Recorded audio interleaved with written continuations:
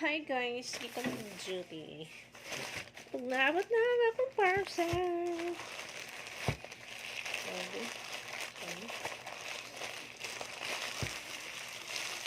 May sunblock.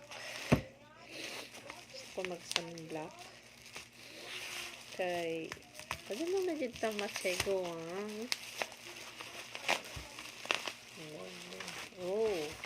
Oh, diba siya? Taray! Original man siya sa Shopee ni siya, pero sa ilahang kuan dyan ni official shop. So, bantay-bantay lang kay basin na ay mga fake pa. Madlock ko nga fake ako magkuan. Kasi manghubag at mga dagway aning giatay. Bis magpagwapat tayo kay piki mapalit. Pero kani marag original ang pud siya na sa yung official na daw ni. So kung magpalit ko sa Shopee guys, make sure na nindot yun ang review. May paggaling din siya. Sabi, tingnan daw nato nini. Ano na dahil yapon ko naman halang.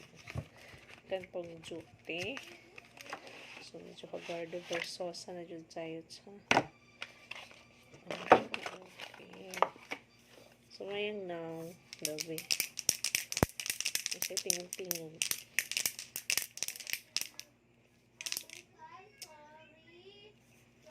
Sunscreen mist daw niya siya sa mani. Full surface with high pressure. Diba?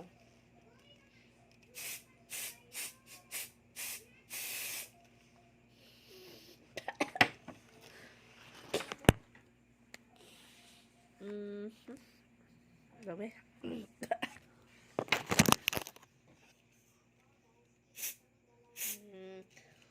So, wala siya color. Wala ba yun siyang tubig? Wala siyang kuan. Pakumot o. Pwede ni siya. Ito yun ako ni siyang palit guys. Kaya umuntahay. Naka full kuan naka. Full outfit na imong dagway. Naka makeup. Naka and all. Mo ganahan ng magkuskus na po after.